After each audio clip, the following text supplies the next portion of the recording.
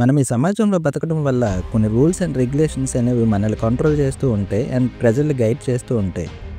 అలాంటి రూల్స్ కొన్ని వినేటప్పుడు ఎలా ఉంటుందంటే ఓకేలా అనిపించినా ఇంకొన్ని రూల్స్ వినేటప్పుడు స్ట్రేంజ్గా ఇవేం రూల్స్ రా బాబు అనిపిస్తూ ఉంటుంది. ఇప్పుడు నేను చెప్పబోయే రూల్స్ కనుక మీరు పాటించకపోతే మీరు ఫైన్తో పాటు జైలుకి వెళ్ళే అవకాశం కూడా ఉంటుంది. సో మన చుట్టూ ఉన్న అలాంటి కొన్ని విచిత్రమైన రూల్స్ కోసం మనం ఈ వీడియోలో చెప్పుకుందాం. ఇక మొదలెడదామా?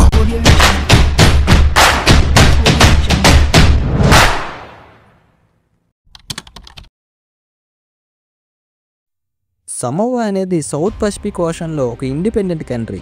ఇక్కడ ఉండే ఒక వింత రూల్ ఏంటి అంటే ఇక్కడ వైఫ్ తాలూకా బర్త్డే డేట్ అంటే పుట్టినరోజు తారీఖుని కనుక హస్బెండ్ మర్చిపోయినట్లయితే వైఫ్కి కేసు పెట్టే అధికారం ఉందంట. ఒకవేళ అలా భార్య కనుక కంప్లైంట్ ఇచ్చినట్లయితే అక్కడ ఉండే స్థానిక పోలీసులు వచ్చి ఆ హస్బెండ్ని జైలుకి తీసుకెళ్ళి ఆవిడ బర్త్డే డేట్ గుర్తొచ్చినంత వరకు చిత కొడతారంట.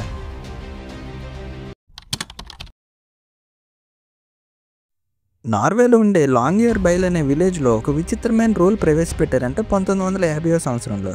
ఈ రూల్ ఏంటి అంటే ఆ రూల్ ప్రకారం అక్కడ ఎవరూ చనిపోకూడదంట. చనిపోతే అక్కడ ఇల్లీగల్ అంట. 1950వ సంవత్సరానికి అక్కడ క్లైమేట్ బాగోకపోవడం వల్ల ఎవరూ చావకూడదని చెప్పేసి ఈ రూల్ ప్రవేశపెట్టారంట.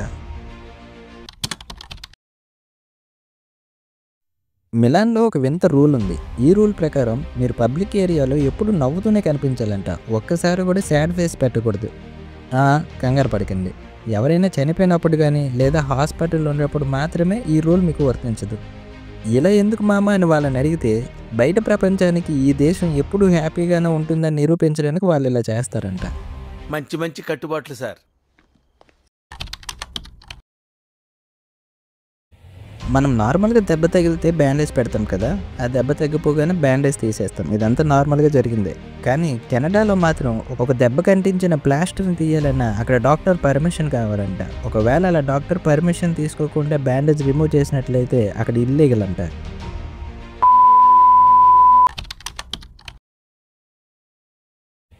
మన ఇండియాలో మనం బయటకి ఎక్కడికైనా వెళ్ళేటప్పుడు బయట అందమైన చెట్లు కనిపించి వాటికి అందమైన పూలు కాస్తే మాత్రం వాటిలో మనం తెంపాలనుకుంటాం కదా. పార్కులో కాకుండా బయట ఏరియాలో పెద్ద ప్రాబ్లం ఉండదు, మనల్ని ఎవడు అడగడు.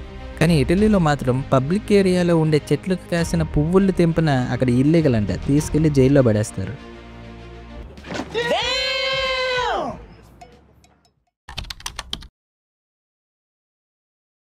ఒకవేళ మీ ఇంట్లో కనుక దొంగలు పడితే ఏం చేస్తారు?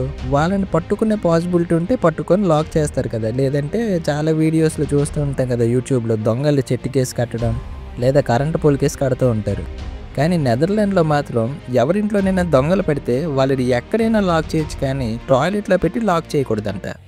ఎందుకంటే అలా లాక్ చేయడం వల్ల దొంగల యొక్క ఫ్రీడమ్కి మనం భంగం కలిగించిన వాళ్ళం అవుతామంట. సో ఎక్కడైనా లాక్ చేయొచ్చు, కానీ టాయిలెట్లో పెట్టి దొంగని లాక్ చేయకూడదంట. అలా చేస్తే దొంగలతో పాటు మిమ్మల్ని కూడా జైల్లో పెట్టే అవకాశం ఉంది.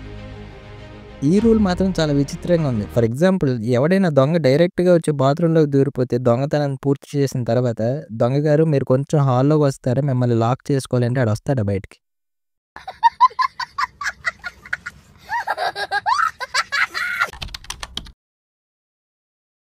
మీకు బెల్లీ డ్యాన్స్ అంటే ఇష్టమా? మోస్ట్ ఆఫ్ ద అబ్బాయిలకి బెల్లీ డ్యాన్స్ అంటే ఇష్టం ఉండే ఉంటుంది. ఎందుకంటే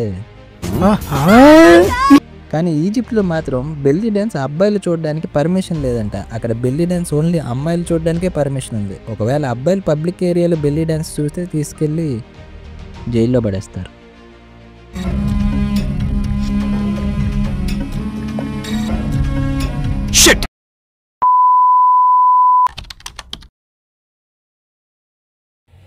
మన ఇండియాలో కూడా చాలామందికి తెలియని ఒక రూల్ ఉంది.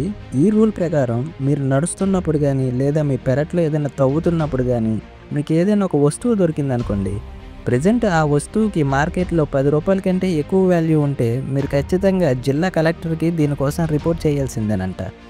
ఒకవేళ అలా మీరు కనుక రిపోర్ట్ చేయకపోతే, మీరు రిపోర్ట్ చేయకుండా వాళ్ళకి ఎలాగో ఇన్ఫర్మేషన్ వెళ్ళి వాళ్ళకి తెలిసిందనుకోండి, ఆ వస్తువుని వాళ్ళు తీసుకోవడంతో పాటు బయట ఏం చేస్తావులే చాలా చల్లగా ఉంది, అలా జైలుకి పద, అక్కడ ఫ్యాన్ కూడా ఉండదు, నీకు చాలా సౌకర్యంగా ఉంటుంది అని చెప్పేసి మిమ్మల్ని కూడా తీసుకెళ్ళిపోతారంట జైలుకి.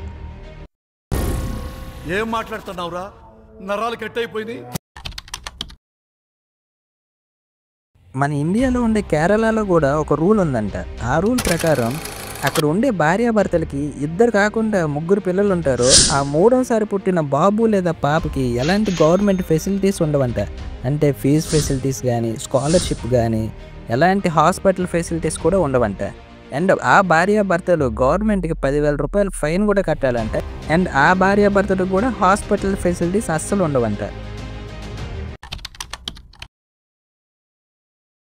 మన ఇండియాలో కూడా ఒక విచిత్రమైన రూల్ ఉంది. ఈ రూల్ ప్రకారం అమ్మాయి ఏజ్ 18 సంవత్సరాలు, అబ్బాయి ఏజ్ 21 కంటే తక్కువ ఉన్నట్లయితే వాళ్ళు లీగల్గా పెళ్లికి ఎలిజిబుల్ కాదంట. తెలియక అడుగుతున్నాను, ఇదో బతుక చెప్పండి.